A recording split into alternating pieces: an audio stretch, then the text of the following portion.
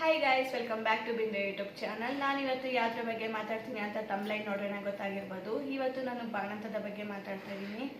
ಏನಪ್ಪ ಬಾಣಂತದ ಬಗ್ಗೆ ಅಂತ ಅಂದರೆ, ಸ್ವಲ್ಪ ವಿಷಯಗಳನ್ನ ನನಗಾಗಿರೋ ಅನುಭವದಲ್ಲಿ ನಿಮಗೇನಾದರೂ ಸ್ವಲ್ಪ ನಿಮಗೆ ಯೂಸ್ಫುಲ್ ಆಗ್ಬೋದು ಅಂತ ಮಾಡ್ತಾ ಇದ್ದೀನಿ. ಅದೇ ಯಾವ ಥರ ಊಟ ಮಾಡಬೇಕು, ಏನು ಮಾಡಬೇಕು, ಮಗುನ ಹೇಗೆ ನೋಡ್ಕೋಬೇಕು, ಬಾಣಂತ ಟೈಮಲ್ಲಿ ಹೇಗೆಲ್ಲ ಇರಬೇಕು ಅನ್ನೋ ಸ್ವಲ್ಪ ಟಿಪ್ಸನ್ನು ಕೊಡ್ತಾ ಬರ್ತೀನಿ. ನನ್ನ ಚಾನಲ್ನ ಯಾರೆಲ್ಲ ನೋಡ್ತಾ ಇದ್ದೀರಾ ಪ್ಲೀಸ್ ಸಬ್ಸ್ಕ್ರೈಬ್ ಮಾಡ್ಕೊಳ್ಳಿ, ಸಪೋರ್ಟ್ ಮಾಡಿ, ಶೇರ್ ಮಾಡಿ, ಕಮೆಂಟ್ ಮಾಡಿ, ಆಲ್ ಬಟನ್ನ ಪ್ರೆಸ್ ಮಾಡ್ಕೊಳ್ಳಿ. ಇವತ್ತು ನಾನು ಬನ್ನಿ ಶುರು ಮಾಡೋಣ. ಯಾವ ಥರ ಇದ್ದೆ ನಾನು ನನ್ನ ಬಾಣಂತದಲ್ಲಿ, ನನ್ನ ಎಕ್ಸ್ಪೀರಿಯೆನ್ಸು, ಮತ್ತು ನಿಮಗೆ ಸ್ವಲ್ಪ ಟಿಪ್ಸನ್ನು ಕೊಡ್ತೀನಿ ಯಾವ ಥರ ಹೇಗಿರಬೇಕು, ಯಾವ ಥರ ಊಟ ಮಾಡಬೇಕು ಅಂತ ಅಂದ್ಬಿಟ್ಟು ಶುರು ಮಾಡೋಣ. ನಾನು ಬಂದು ಡೆಲಿವರಿ ಆಗಿದ್ದು ಬೇಸಿಗೆ ಕಾಲದಲ್ಲಿ. ಇಬ್ಬರು ಮಕ್ಕಳಿಗೂ ಚಳಿ ಅಥವಾ ಮಳೆ ಏನೂ ಇರಲಿಲ್ಲ.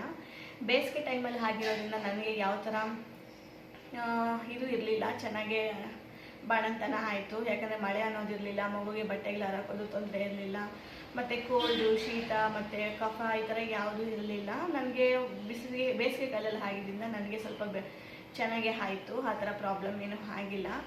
ಮತ್ತು ಮಕ್ಕಳು ಪದೇ ಪದೇ ಅಳ್ತಾ ಇರ್ತಾರೆ. ಕಾರಣ ಅವ್ರಿಗೆ ಹೊಟ್ಟೆ ಹಸಿವು ಇರ್ಬೋದು, ಸರಿಯಾಗಿ ಹಾಲು ಕುಡಿತಾ ಇರಲಿಲ್ಲ, ಇಲ್ಲ ತಾಯಿ ಹತ್ರ ಎದೆ ಹಾಲು ಇರೋದಿಲ್ಲ, ಇಲ್ಲ ಅಂತಂದರೆ ಅವರಿಗೆ ಹೊಟ್ಟೆ ಒಳಗಡೆ ಇದ್ದು ಆಚೆ ಬಂದು ಹೊಸ ಪ್ರಪಂಚ, ಅವರಿಗೆ ಸ್ವಲ್ಪ ಅಡ್ಜಸ್ಟ್ ಆಗೋಕ್ಕೆ ಸ್ವಲ್ಪ ಟೈಮ್ ತಗೊಳುತ್ತೆ. ನಮಗೆ ತಾಯಿಯಂದ್ರಿಗೆ ಒಂದು 5 ತಿಂಗಳ ತನಕ ಅದೊಂದು ದೊಡ್ಡ ಟಾಸ್ಕ್ ಆಗಿಬಿಡುತ್ತೆ, ಮಗುನ ಒಂದು 5 ತಿಂಗಳು ಬೆಳೆಸೋದು. ಆಮೇಲೆ ಹಾಗೆ ಹೀಗೆ ಆಟ ಆಡ್ಕೊಂಡು ಮಕ್ಕಳು ಬೆಳೆದೋಗ್ತಾರೆ.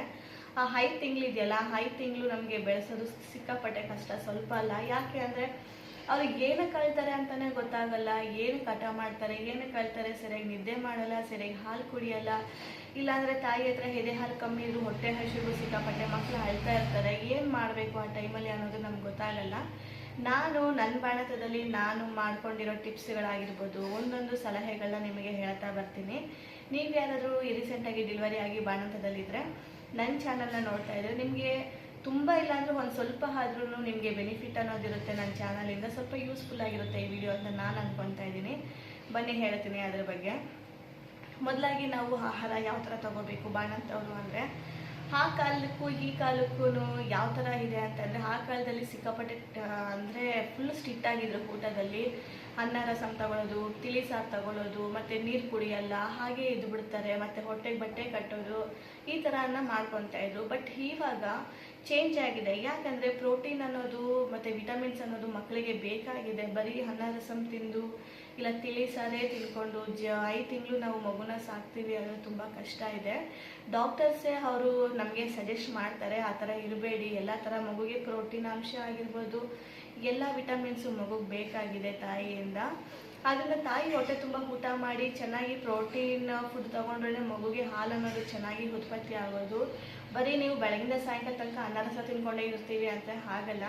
ನಾನು ಈ ತಪ್ಪುಗಳನ್ನ ನಾನು ಮಾಡಿದ್ದೀನಿ. ಫಸ್ಟ್ ಪ್ರೆಗ್ನೆನ್ಸಿಯಲ್ಲಿ ಸ್ವಲ್ಪ ಭಯ ಅನ್ನೋದಿರುತ್ತೆ ಡೆಲಿವರಿ ಆದಮೇಲೆ. ಯಾಕಂದರೆ ಫಸ್ಟ್ ಮಗು ಇರೋದ್ರಿಂದ ನಮಗೇನು ತಿಳುವಳಿಕೆ ಅನ್ನೋದು ಇರೋದಿಲ್ಲ. ನಾವು ಯಾವ ಥರ ಇರಬೇಕು, ಏನು ಊಟ ಮಾಡಬೇಕು, ಯಾವ ಥರ ಇರಬೇಕು, ಮಗುನ ಹೆಂಗೆ ಬೆಳೆಸಬೇಕು ಅಂತ ಅಂದ್ಬಿಟ್ಟು. ಸೆಕೆಂಡ್ ಪ್ರೆಗ್ನೆಂಟಿಗೆ ಅಂದರೆ ಒಂದು ಸ್ವಲ್ಪ ತಿಳುವಳಿಕೆ ಇರುತ್ತೆ. ಯಾಕಂದರೆ ನಾವು ಎಕ್ಸ್ಪೀರಿಯೆನ್ಸ್ ಅನ್ನೋದು ಮಾಡ್ಕೊಂಡು ಬಂದಿರ್ತೀವಿ, ಅದರಿಂದ ಗೊತ್ತಾಗುತ್ತೆ. ನಾನು ಫಸ್ಟ್ ಮಗುಗೆ ನಾನು ಮಾಡಿದ ತಪ್ಪೇನು ಅಂತ ಅಂದರೆ, ಇದೇ ಥರ ಅವರು ಇವರು ಮಾತು ಕೇಳ್ಕೊಂಡು ತುಂಬ ಸ್ಟ್ರಿಕ್ಟ್ ಆಗಿದೆ. ಯಾವ ಥರ ಊಟನೂ ನಾನು ಸರಿಯಾಗಿ ತೊಗೊಂಡಿಲ್ಲ. ಬರೀ ಅನ್ನ ರಸಮಲ್ಲಿ ಮತ್ತು ತಿಳಿ ಸಾರಲ್ಲಿ ಒಂದು ಹಣ್ಣು ಅನ್ನೋದಿಲ್ಲ, ತರಕಾರಿ ಅನ್ನೋದಿಲ್ಲ, ಯಾವುದು ನಾನು ಸರಿಯಾಗಿ ತಿಂದಿಲ್ಲ. ಆ ಟೈಮಲ್ಲಿ ನನ್ನ ಮಗುನೂ ಹಾಗೆ ಇತ್ತು. ಹಾಲು ಅನ್ನೋದು ಸರಿಯಾಗಿ ನನಗೆ ಫಸ್ಟ್ ಪ್ರೆಗ್ನೆನ್ಸಿಲಿ ಹಾಲು ಅನ್ನೋದಿತ್ತು. ಬಟ್ ಏನಂತ ಅಂದರೆ ಸರಿಯಾಗಿ ಅದೇ ಊಟ ಸರಿಯಾಗಿ ತೊಗೊಳ್ತಾ ಇರಲಿಲ್ಲ. ಅದು ನಾನು ಮೇನ್ ಮಿಸ್ಟೇಕ್ ಮಾಡಿದ್ದು. ಯಾಕಂದರೆ ಭಯ ಅನ್ನೋದಿರುತ್ತೆ, ಎಲ್ಲರೂ ಹೇಳ್ತಾ ಇದ್ರು ಆ ಥರ ತೊಗೋಬಾರ್ದು, ಈ ಥರ ಇರಬೇಕು ಅಂತ. ಬಟ್ ಇವಾಗ ಡಾಕ್ಟ್ರುಗಳೇ ಸಜೆಸ್ಟ್ ಮಾಡ್ತಾರೆ ಎಲ್ಲ ಥರ ಊಟವನ್ನು ತಗೊಳ್ಳಿ ಅಂತ ಅಂದ್ಬಿಟ್ಟು. ಬಟ್ ಹಂಗೆ ಅಂದ್ಬಿಟ್ಟು ಕೂಡ ನಾನು ಎರಡನೇ ಡೆಲಿವರಿಗೆ ನಾನೇ ನೋಡ್ಕೊಂಡಿದ್ದು ನಮ್ಮ ಮಗುನ. ಸೊ ನಾನೇ ಅಡುಗೆ ಮಾಡ್ಕೊತಾ ಇದ್ದಲ್ವ, ನನಗೆ ಯಾವ ಥರ ಊಟ ಬೇಕು ಅಂತ ನಾನೇ ಮಾಡ್ಕೊತಾ ಇದ್ದೆ ನನಗೆ ಸೆಕೆಂಡ್ ಪ್ರೆಗ್ನೆನ್ಸಿಯಲ್ಲಿ. ಬಟ್ ಅದರಿಂದ ನಾನೇನು ಮಾಡಿದೆ ಅಂತ ಅಂದರೆ, ಡಾಕ್ಟ್ರು ಎಲ್ಲ ತಿನ್ನು ಅಂತ ಅಂದ್ರೂ ನಾನು ಎಲ್ಲನೂ ತೊಗೊಳಕ್ಕೆ ಹೋಗಿಲ್ಲ. ಹಾಗಂತ ಬರೀ ಅನ್ನ ರಸಂ ತಿನ್ಕೊಂಡು ನಾನು ಇರಲಿಲ್ಲ. ನಾನು ಯಾವ ಥರ ತಗೊಂಡೆ ಅಂತ ಒಂದು ಟೈಮ್ ಟೇಬಲ್ನ ನಾನೇ ಇದು ಮಾಡಿಕೊಂಡೆ.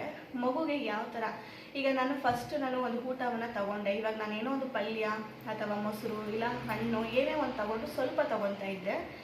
ಸ್ವಲ್ಪ ತಿಂದಾದ್ಮೇಲೆ ವಿತಿನ್ 10 ಅವರ್ಸು 12 ಅವರ್ಸಲ್ಲಿ ನಮಗೆ ರಿಸಲ್ಟ್ ಅನ್ನೋದು ಗೊತ್ತಾಗ್ಬಿಡುತ್ತೆ. ಮಗು ವಾಮಿಟ್ ಮಾಡೋದಾಗಿರ್ಬೋದು, ಇಲ್ಲ ಮೋಷನು, ಇಲ್ಲ ಹೊಟ್ಟೆ ಗಟ್ಟಿ ಕಟ್ಟೋದು, ಇಲ್ಲ ಪ್ರೀತ ಅಳೋದು, ಈ ಥರ ಎಲ್ಲ ಮಾಡ್ತಾ ಇದ್ರೆ ಮಗು, ಆವಾಗ ನಮಗೆ ಗೊತ್ತಾಗುತ್ತೆ ನಾವು ತಿಂದಿರೋ ಆಹಾರ ಮಗುಗೆ ಸೆಟ್ ಆಗಿಲ್ಲ ಅಂತ ಅಂದ್ಬಿಟ್ಟು. ನನಗೆ ಹೆಣ್ಮಗು ಆಗಿರೋದ್ರಿಂದ ಮಗುಗೆ ಜೀರ್ಣಾಂಶ ಚೆನ್ನಾಗಿರುತ್ತೆ ಹೆಣ್ಮಕ್ಳಿಗೆ. ಗಂಡು ಮಕ್ಕಳಾಗಿದ್ದರೆ ಸ್ವಲ್ಪ ನೋಡ್ಕೊಂಡು ಊಟ ಮಾಡಿ, ಯಾವ ಥರ ತಗೋಬೇಕು ಏನು ಅಂತ ಅಂದ್ಬಿಟ್ಟು. ನಾನು ಊಟದ ಬಗ್ಗೆ ಹೇಳಬೇಕು ಅಂತ ಅಂದರೆ, ಇವಾಗ ನನ್ನ ಮಗಳಿಗೆ ಇವಾಗ ಸೆಟ್ ಆಗುತ್ತೆ ಸೆಟ್ ಆಗಲ್ಲ ಅನ್ನೋದು ನಮಗೆ ಗೊತ್ತಾಗ್ಬಿಡುತ್ತೆ. ಸ್ಟಾರ್ಟಿಂಗಲ್ಲಿ ಸ್ವಲ್ಪ ಸ್ವಲ್ಪ ಊಟನ ತೊಗೊಳಕ್ಕೆ ಟ್ರೈ ಮಾಡಿದೆ. ಇವಾಗ ನಂದು ಒಂದು ಆ್ಯಪಲ್ ತಿನ್ನಬೇಕು ಅಂತ ಅನ್ನಿಸ್ತು ಅಂದ್ಕೊಳ್ಳಿ, ಹಣ್ಣು ಆ್ಯಪಲ್ ತೊಗೊತಾ ಇದ್ದೆ. ಬಟ್ ಎಷ್ಟು ತೊಗೊತಿದ್ದೆ, ಜಸ್ಟ್ ಒಂದು ಪೀಸ್ ತೊಗೊತಾ ಇದ್ದೆ. ಬಟ್ ಆ 10 ಅವರ್ಸಲ್ಲಿ ಮಗುಗೆ ರಿಸಲ್ಟ್ ಅನ್ನೋದು ಗೊತ್ತಾಗ್ಬಿಡುತ್ತೆ, ಅವಳಿಗೆ ಸೆಟ್ ಆಗಿದೆಯಾ ಸೆಟ್ ಆಗಿಲ್ಲ ಅಂತ ಅಂದ್ಬಿಟ್ಟು. ಆ ಥರ ಸ್ವಲ್ಪ ಸ್ವಲ್ಪ ತೊಗೊಂಡು ನಾನು ಅವಳಿಗೆ ಸೆಟ್ ಆಗಿದೆ ತೊಗೊತಾ ಇದ್ದೆ. ಬಟ್ ಅವಳು ಸೆಟ್ ಆಗಿಲ್ಲ, ಇಲ್ಲಾಂದರೆ ಏನಾದರೂ ಅವಳಿಗೆ ವಾಮಿಟಿಂಗ್ಸ್ ಆಯಿತು, ಇಲ್ಲಾಂದರೆ ಅಳ್ತಾ ಇದ್ಲು ಅಂತಂದರೆ ನಾನು ಬಿಟ್ಬಿಡ್ತಾ ಇದ್ದೆ, ಮತ್ತೆ ತಿನ್ನಕ್ಕೆ ಹೋಗಲಿಲ್ಲ. ಆ ಥರ ಮಗುಗೆ ಏನು ಅಡ್ಜಸ್ಟ್ ಆಗುತ್ತೆ ಅಂತ ನಾನೇ ತಿಳ್ಕೊಂಡು ನಾನೇ ತೊಗೊತಾ ಇದ್ದೆ. ಹಾಗೆ ಎಲ್ಲ ಊಟನೂ ತೊಗೊತಾ ಇದ್ದೆ. ಬಟ್ ಇವಳಿಗೆ ಏನಪ್ಪ ಅಂತಂದರೆ ಎಲ್ಲ ಅಡ್ಜಸ್ಟ್ ಆಗ್ತಾ ಇತ್ತು, ಎಲ್ಲನೂ ಸ್ವಲ್ಪ ಸ್ವಲ್ಪ ತೊಗೊತಾ ಇದ್ದೆ. ಬಟ್ ಏನಂತಾರೆ, ಕೋಲ್ಡ್ ಐಟಮ್ಸ್ ತೊಗೊತಾ ಇರಲಿಲ್ಲ. ಕೋಲ್ಡ್ ಐಟಮ್ ಮುಡ್ತಾನೆ ಇರಲಿಲ್ಲ ನಾನು, ಯಾಕಂದರೆ ಮಗುಗೆ ಶೀತ ಆಗಿಬಿಟ್ರೆ ಸಿಕ್ಕಾಪಟ್ಟೆ ಕಷ್ಟ, ಕಫ ಆಗಿಬಿಟ್ರೆ ಅಂತ ಅಂದ್ಬಿಟ್ಟು. ಹೆಣ್ಮಕ್ಳಿಗೆ ಜೀರ್ಣ ಚೆನ್ನಾಗಿರುತ್ತೆ, ಅದರಿಂದ ಆಗುತ್ತೆ. ಬಟ್ ಗಂಡು ಮಗು ಯಾರಾದರೂ ಗಂಡು ಮಕ್ಳು ಆಗಿದ್ದಿದ್ರೆ ಅವ್ರಿಗೆ ಸ್ವಲ್ಪ ಕೇರ್ಫುಲ್ ಆಗಿರ್ರಿ, ಯಾಕಂದರೆ ಅವ್ರಿಗೆ ಜೀರ್ಣ ಅನ್ನೋದು ಸ್ವಲ್ಪ ಕಡಿಮೆ ಇರುತ್ತೆ. ಅವ್ರಿಗೆ ಏನು ತಿಂದ್ರೂ ಒಂದು ಹೆಚ್ಚು ಏನು ತಿಂದರೂ ಕಡಿಮೆ. ಹೆಣ್ಮಕ್ಳಿಗೆ ಆ ಥರ ಏನು ಇರೋದಿಲ್ಲ, ತಗೋಬೋದು. ಆಮೇಲೆ ನಾನು ಬಂದುಬಿಟ್ಟು ಎದೆ ಹಾಲು ಬಗ್ಗೆ ಹೇಳಬೇಕು ಅಂತ ಅಂದರೆ, ಹಾಲು ಇಂಪ್ರೂವ್ ಆಗೋದಕ್ಕೆ ನಾನು ಬೆಳ್ಳುಳ್ಳಿ ತೊಗೊತಾ ಇದ್ದೆ. ಬೆಳ್ಳುಳ್ಳಿ ಬೆಸ್ಟ್ ರಿಸಲ್ಟು. ಮತ್ತು ಸಬ್ಬಕ್ಕಿ ಸೊಪ್ಪನ್ನ ದಿವಸಕ್ಕೆ ಒಂದು ಸಲ ಆದರೂ ತೊಗೊಬಂದು ನಾನು ಅದನ್ನು ಪಲ್ಯ ಮಾಡಿಕೊಂಡು ತಿಂತಾಯಿದ್ದೆ, ಇಲ್ಲಾಂದರೆ ಬಸ್ಸಾರು ಮಾಡ್ಕೊಂಡಾದರೂ ಊಟ ಮಾಡ್ತಾಯಿದ್ದೆ. ಮತ್ತು ಬೆಳ್ಳುಳ್ಳಿ, ಮೇಯ್ನಾಗಿ ಬೆಳ್ಳುಳ್ಳಿ ನಾನು ಸಿಕ್ಕಾಪಟ್ಟೆ ತಿಂತೀನಿ ಬೆಳ್ಳುಳ್ಳಿ, ಯಾಕಂದರೆ ಮೈಗೂ ಒಳ್ಳೆಯದು, ಶೀತ ಆಗಲ್ಲ, ಜೀರ್ಣ ಚೆನ್ನಾಗಾಗುತ್ತೆ. ಆಮೇಲೆ ಸಬ್ಬಕ್ಕಿ ಸೊಪ್ಪಲ್ಲಿ ಹಾಲು ಅನ್ನೋದು ಚೆನ್ನಾಗಿ ಬೀಳುತ್ತೆ. ನೀವು ಯಾರಿಗಾದ್ರೂ ಎದೆ ಹಾಲು ಕುಡಿಸ್ತಾ ಇದ್ದೀರಾ ಮಕ್ಕಳಿಗೆ ಅಂತ ಅಂದರೆ, ಹಾಲಿಲ್ಲ ಅಂತಂದರೆ ಈ ಟಿಪ್ಸ್ನ ಫಾಲೋ ಮಾಡಿ, ತುಂಬ ಬೇಗ ರಿಸಲ್ಟನ್ನು ಕೊಡುತ್ತೆ. ಊಟದ ಜೊತೆ ಇವಾಗ ಹೇಗೆ ನಾವು ಪಲ್ಯ ನೆಂಚ್ಕೊಂಡು ತಿಂತೀವೋ ಅದೇ ಥರನೇ ಬೆಳ್ಳುಳ್ಳಿಯನ್ನು ಒಂದು 2 ಫುಲ್ಲು ದೊಡ್ಡ ಗಡ್ಡೆಯನ್ನು ತೊಗೊಂಡು ಎಲ್ಲ ಬಿಡಿಸ್ಕೊಂಡು ಎಣ್ಣೆಯಲ್ಲಿ ಫ್ರೈ ಮಾಡಿಕೊಂಡು ಪಕ್ಕದಲ್ಲಿ ಇಟ್ಕೊಂಡು ತಿನ್ನಿ, ಅದು ತುಂಬ ಒಳ್ಳೆಯದು ಮೈಗೆ. ನಾನು ಹೇಳ್ತಾ ಇರೋದು ನನ್ನ ಅನುಭವದ ಬಗ್ಗೆ, ಎಲ್ಲರೂ ನೀವು ಮಾಡಿ ಅಂತ ಅಲ್ಲ, ಬಟ್ ನನಗಾಗಿದೆ. ಅದರಿಂದ ಎಲ್ಲರಿಗೂ ಹಾಲು ಬೀಳುತ್ತೆ ಅಂತ ಅಲ್ಲ, ಬಟ್ ನನಗೆ ಬಿದ್ದಿದೆ ಹಾಲು, ನಾನು ಅದೆರಡನ್ನ ನಾನು ಫಾಲೋ ಮಾಡಿದ್ದಕ್ಕೆ. ನೀವು ಒಂದ್ಸಲಿ ಟ್ರೈ ಮಾಡಿ, ನಿಮಗೂ ಒಳ್ಳೆಯದ ರಿಸಲ್ಟ್ ಬಂದರೂ ಬರ್ಬೋದು, ಹೇಳೋಕ್ಕಾಗಲ್ಲ. ಅದು ನನ್ನ ಊಟದ ಬಗ್ಗೆ ಇಷ್ಟು ಮಾತ್ರ.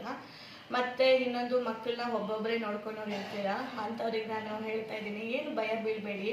ನಮ್ಮ ಮಕ್ಕಳು ನಮಗೆ ಏನು ಬಾಧೆ ಆಗಲ್ಲ, ನಮ್ಮ ಮಕ್ಕಳು ನಮಗೆ ಭಾರ ಆಗೋದಿಲ್ಲ. ಅವ್ರು ನೋಡಬೇಕು ಇವ್ರು ನೋಡಬೇಕು ಹಾಗೆ ನೋಡ್ಕೋಬೇಕು ಅನ್ನೋದನ್ನ ತಲೆಯಲ್ಲಿ ಬಿಟ್ಬಿಡಿ.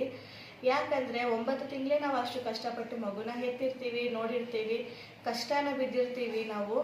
ಅದು ಬಿಟ್ಬಿಟ್ಟು ಮಗು ಆದಮೇಲೆ ನಾವು ಒಂದು 5 ತಿಂಗಳು ಮಗುನ ನೋಡ್ಕೊಳಕ್ಕಾಗಲ್ಲ ಅನ್ನೋದು ಎಲ್ಲ ತಾಯಿಗೂ ಆಗುತ್ತೆ. ನಾವು ಸ್ವಲ್ಪ ಟ್ರೈ ಮಾಡಬೇಕು ಅಷ್ಟೇ. ಅವರೇ ನೋಡಬೇಕು ಇವರೇ ನೋಡಬೇಕು, ಅವರಿದ್ರೇ ಮಗು ಬೆಳೆಯೋದು, ಇವರಿದ್ರೆ ಮಗು ಬೆಳೆಯೋದು, ಅದೆಲ್ಲ ಸುಳ್ಳು. ನಾವು ನಮ್ಮ ಮಕ್ಕಳನ್ನ ನಾವು ಚೆನ್ನಾಗಿ ನೋಡ್ಕೊತೀವಿ ಅಂತ ನಂಬಿಕೆ ಇದೆ. ಯಾಕಂದ್ರೆ ನಾವು ಅಷ್ಟು ಕಷ್ಟ ಬಿದ್ದಿರ್ತೀವಿ, 9 ತಿಂಗಳು ಹೆತ್ತಿ ಹೊತ್ತಿ ನೋವು ತಿಂದು ದಿನ ಎಲ್ಲ ಹೆರಿಗೆ ಮಾಡಿಸ್ಕೊಂಡು ಬಂದಿರ್ತೀವಿ. ಇನ್ನು 5 ತಿಂಗಳು ಮಗುನ ಸಾಕೋಕ್ಕಾಗಲ್ವ ನಮ್ಮ ಕೈಯಲ್ಲಿ. ಮಗು ನಮಗೆ ಭಾರ, ಯಾವೇ ತಾಯಿ ಕೂಡ ಮಗು ಅನ್ನೋದು ಯಾರಿಗೂ ಭಾರ ಆಗೋದಿಲ್ಲ. ನಮ್ಗೆ ಎಷ್ಟೇ ಕಷ್ಟ ಇದ್ರೂ ಮಕ್ಕಳನ್ನ ಚೆನ್ನಾಗೇ ನೋಡ್ಕೊತೀವಿ. ಆ ಥರ ಅದನ್ನು ತಲೆಯಿಂದ ತೆಗೆದುಬಿಡಿ. ಸಪ್ರೇಟಾಗಿದ್ರೂ ಪರವಾಗಿಲ್ಲ, ಮಗುನ ಸ್ವಲ್ಪ ಕಷ್ಟ ಬೀಳಿ ಒಂದು 5 ತಿಂಗಳು ಅಷ್ಟೇ. 5 ತಿಂಗಳಾದಮೇಲೆ ಆಟೋಮೆಟಿಕ್ಕಾಗಿ ಮಕ್ಕಳು ಆರಾಮಾಗಿ ಅವರೇ ದೊಡ್ಡವರಾಗ್ಬಿಡ್ತಾರೆ. Thank you so much. ಹೀಗೆ ನನ್ನ ಚಾನಲ್ಗೆ ಸಪೋರ್ಟ್ ಮಾಡಿ, ಇನ್ನಷ್ಟು ಒಳ್ಳೆ ಏನಾದರೂ ನನಗೆ ಗೊತ್ತಿರೋ ಬಗ್ಗೆ, ನನಗೆ ಗೊತ್ತಿರೋ ಮಾಹಿತಿನ ನಿಮಗೆ ನೀಡ್ತಾ ಬರ್ತೀನಿ. Thank you so much.